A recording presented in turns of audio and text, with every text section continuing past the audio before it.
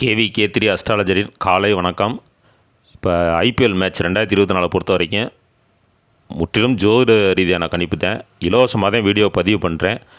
இந்த வீடியோ பார்த்துட்டு நீங்கள் பணம் கட்டி ப்ளே பண்ணுறது அப்படிங்கிறது அது உங்களுடைய தனிப்பட்ட விருப்பம். இதுக்கு நானோ என்னுடைய யூடியூப் சேனலோ பொறுப்பு இல்லை அப்படிங்கிறத நீங்கள் புரிஞ்சுக்கிறணும். அது மட்டும் இல்லாமல் KVK3 அஸ்ட்ராலஜர் அப்படிங்கிற பேரில் டெலகிராம் சேனலும் வாட்ஸ்அப் குரூப்பும் நிறையா ஓப்பன் பண்ணியிருக்காங்க. அதையெல்லாம் போய் மாட்டிக்கிறாமல் ரொம்ப கவனமாக இருங்க. இது முற்றிலும் இலவச பதிவு மட்டுமே. தேங்க்யூ. KVK3 அஸ்ட்ராலஜரின் காலை வணக்கம். மேட்ச் பார்த்தீங்கன்னா நேற்று மதியானம் நடந்த மேட்ச்சு KKR வெர்சஸ் LSG. இந்த மேட்ச்சில் எந்த அணி வின் பண்ணும் அப்படின்னு சொல்லியிருந்தேன். அந்த அணி வின் பண்ணிருச்சு. பிளேயர்ஸ் ஒரு 8-9 பேர் வந்துட்டாங்க. அதில் பெஸ்ட்டு பிளேயர்ஸு அதிகமான பாயிண்ட் எடுக்கக்கூடிய பிளேயர்ஸும் அந்த 9 பேரில் வந்துட்டாங்க. அப்புறம் நேற்று மேட்ச்சு மதிய மேட்ச்சு முடிஞ்சிச்சு. அதுக்கப்புறம் பார்த்தீங்கன்னா CSK வெர்சஸ் MI அந்த மேட்ச்சுமே நான் சொன்ன ரிசல்ட் வந்துருச்சு. எந்த அணி வின் பண்ணோம் அப்படின்னு சொல்லியிருந்தேன். அந்த அணி வின் பண்ணிருச்சு. பெஸ்ட்டு பிளேயர்ஸ் யார் யார் நல்லா விளாடுவாங்கன்னு சொல்லியிருந்தேன். அவரும் விளாண்டுட்டாங்க. ஆனால் இதில் ஒரு சின்ன மாற்றம் என்னென்னா CSK வெர்சஸ் MIயை பொறுத்த வரைக்கும் MS தோனி, கிசான், சர்மா அவங்க 3 பேருக்குமே ஒரே மாதிரியான அமைப்பு வந்துருச்சு நேற்று. அது கொஞ்சம் எனக்கு குழப்பந்தேன். அதனால தான் MS தோனி சொல்லலை, கிசானும் சர்மாவும் நான் எடுக்கலை, நீங்கள் வேணால் எடுங்க அப்படின்னு சொல்லியிருந்தேன். பிளேயர்ஸ் பற்றி தெரிஞ்சவங்க, கிரிக்கெட் தெரிஞ்சவங்க எடுக்காமல் விடுறதுக்கு வாய்ப்பே இல்லை. எப்படி இருந்தாலும் எடுத்துருப்பாங்க. நான் சேசிங் கிரவுண்டு அப்படிங்கிறப்ப எப்படி இருந்தாலும் வின் பண்ணுறதுக்கு என்னவோ அந்த ஸ்டெப் எடுப்பாங்க அப்படிங்கிறத கிரிக்கெட் தெரிஞ்சவங்களுக்கு தெரிஞ்சிருக்கும். ஏன்னா ஜோதிட ரீதியாக என்னுடைய கணிப்படி அது சந்தேகம் வரனால அவங்கள எடுக்கலை. அது அது பெரிய மிஸ்டேக் தான். ஏன்னா சர்மா நல்ல பாயிண்ட்டு. இப்போ கிசானுக்கும் MS தோனிக்கும் பெருசாக ஒன்றும் பாயிண்ட் வித்தியாசம் இல்லை, 10 பாயிண்ட் வித்தியாசம் தான். ஆனால் சர்மா அவர் நல்லா விளாண்டார். மற்றபடி நான் சொன்ன பிளேயர்ஸ் எல்லாம் விளாண்டுருந்தாங்க. இதில் ஜே பூம்ராவுக்கு லாஸ்ட் மேட்ச்சில் நான் சொல்லியிருந்தேன் 4+ விக்கெட் போடுவார் அப்படின்னு சொல்லியிருந்தேன். இதுக்கு முன்னாடி நடந்த மும்பை மேட்ச்சில் அதேமாதிரி விளாண்டுருந்தார். ஆனால் இந்த மேட்சை பொறுத்த வரைக்கும் அவர் நான் டவுட்டு தான். அவர் அந்தளவுக்கு பெருசாக விக்கெட் எடுக்க வாய்ப்பு இல்லை அப்படின்னு சொல்லியிருந்தேன். அவர் விக்கெட்டே போடலை. இப்போ இதுதான் ஜோதிட ரீதியான கணிப்பு. இப்போ லாஸ்ட் ஒரு 2 மேட்ச் ஃபெயிலியர் ஆயிடுச்சு. வின்னிங் ரிசல்ட் ஃபெயிலியர் ஆயிடுச்சு. பிளேயர்ஸ் நல்லா வந்துட்டாங்க. ஆனால் இதில் இந்த 2 மேட்ச்லையுமே 2மே கரெக்டாக வந்துருச்சு. இப்போ இன்றைக்கி மேட்ச்சுக்கு வருவோம். இப்போ 30வது மேட்ச் RCB வெர்சஸ் SRH. இந்த மேட்ச்சில் RCBயை பொறுத்த வரைக்கும் FAF2+ கேப்டனாகவும் SRHயில் P. கமின்ஸ் கேப்டனாகவும் இருக்காங்க. அப்படிங்கிற மாதிரி தான் இருக்குது இந்த மேட்ச்சு. இந்த வருஷம் 2024 IPL கப்பு வின்னர் யார் அப்படின்னு சொல்லியிருந்தேன்னா SRH தான் வின் பண்ண போகுது அப்படின்னு சொல்லியிருந்தேன். அதுக்கு தனியாக வீடியோவும் பதிவு பண்ணியிருந்தேன்.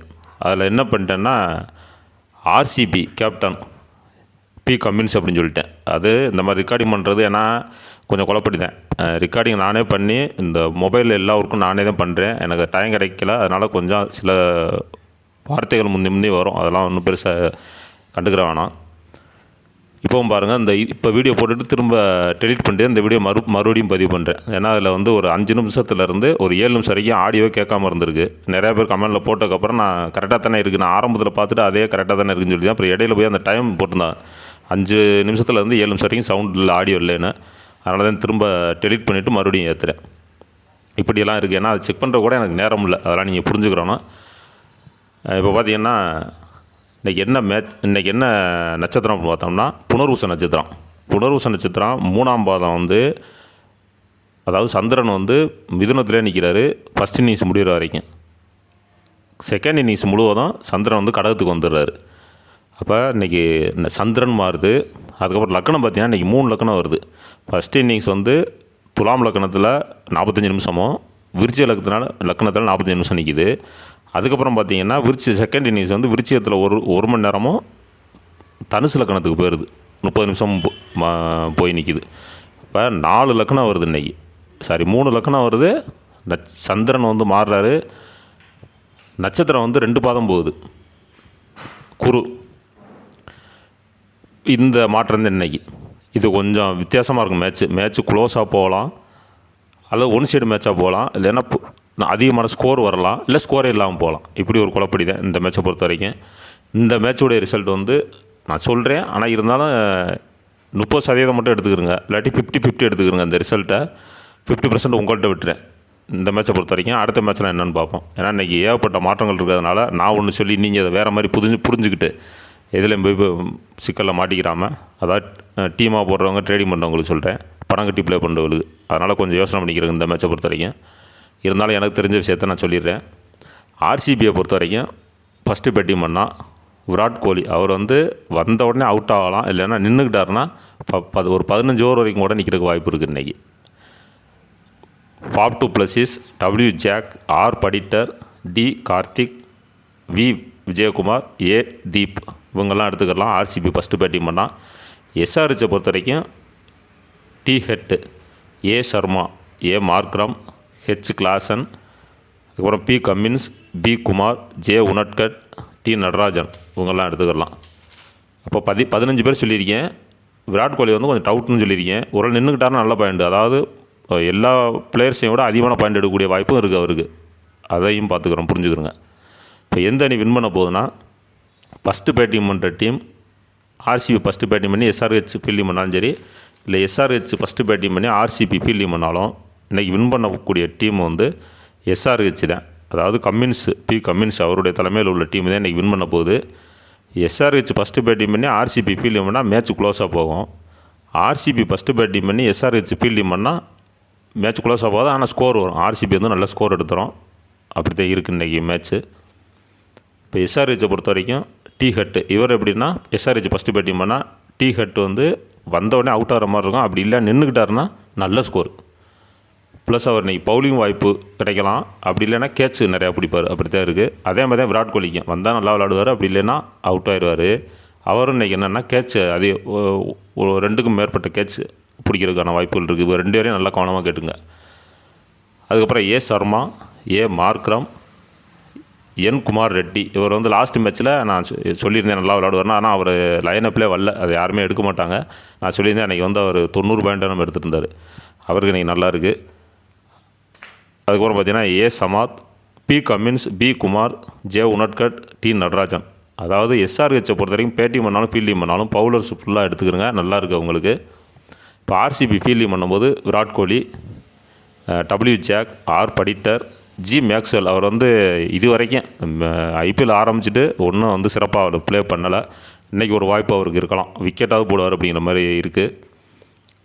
எஸ் சாகுவான் இவரும் புதுசாக வந்த பிளேயர் தான். வி விஜயகுமார் உங்களை எடுத்துக்கலாம். அப்போ இதில் 15 பேர் சொல்லியிருக்கேன். டி ஹெட் டவுட்டாக சொல்லியிருக்கேன். ஒரு நல்லா விளாடலாம், அப்படி இல்லைங்களா. இப்போ 14 பேர், இங்கிட்டு 14 பேர் சொல்லியிருக்கேன். யார் யாருக்கு நல்லாயிருக்கும் அப்படின்னு சொல்லியாச்சு. நீங்கள் மேட்ச் எப்படி போகும் அப்படிங்கிறதுன்னு சொல்லியாச்சு. இப்போ பெஸ்ட்டு பிளேயர்ஸ் யார் ஆர்சிபியை பொறுத்த வரைக்கும் Virat Kohli, W Jacks, R Patidar, V Vijaykumar அவங்கள எடுத்தான். V Vijaykumar run plus wicket எடுக்கிறதுக்கு வாய்ப்பு இருக்குது இன்றைக்கி.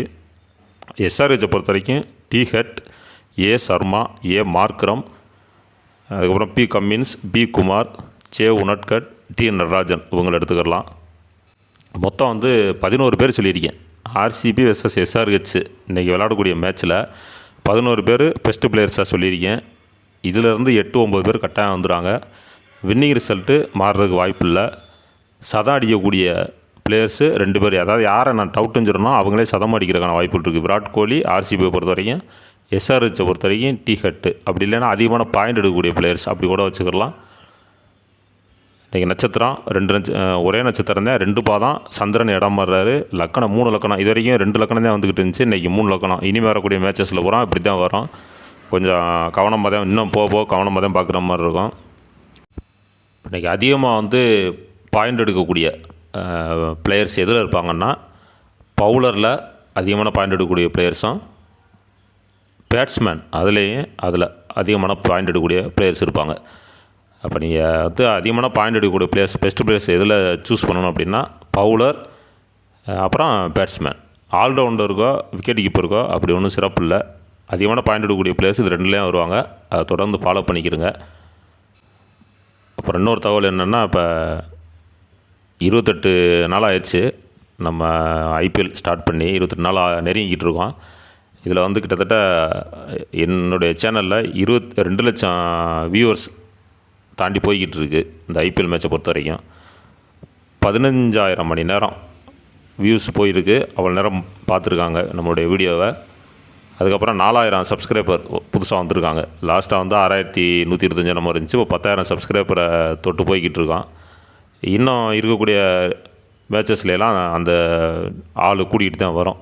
ஆனால் என்ன அப்படின்னா, சப்ஸ்கிரைபர் அதிகமாகிறது கூட பெருசு இல்லை. ஆனால் நல்லா புரிஞ்சு நீங்கள் வீடியோ பார்த்து உங்களுக்கு அந்த கிரிக்கெட் நாலேஜ் இருந்துச்சு அப்படின்னா நீங்கள் வந்து சக்ஸஸ் பண்ணலாம். அதைத்தான் நீங்கள் முதல்ல புரிஞ்சுக்கிறோன்னா, புதுசாக வர சப்ஸ்கிரைபர்ஸ் வந்து பழைய வீடியோஸ்லாம் போய் பாருங்கள் டைம் கிடைக்கிறப்ப. அப்போத்தான் உங்களுக்கு ஏற்கனவே என்ன சொல்லியிருக்கேன், என்ன அதில் நீ என்ன புரிஞ்சுக்கிட்டியா, நான் சொன்னது உங்களுக்கு எந்த மாதிரி உங்களுக்கு புரிஞ்சிச்சு அப்படிங்கிறத கரெக்டாக தெரிஞ்சுக்கிறங்க.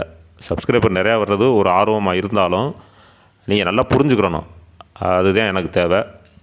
அடுத்த வீடியோ என்னங்கிறத நாளைக்கு காலையில் பதிவு பண்ணி போட்டுறேன். தேங்க்யூ.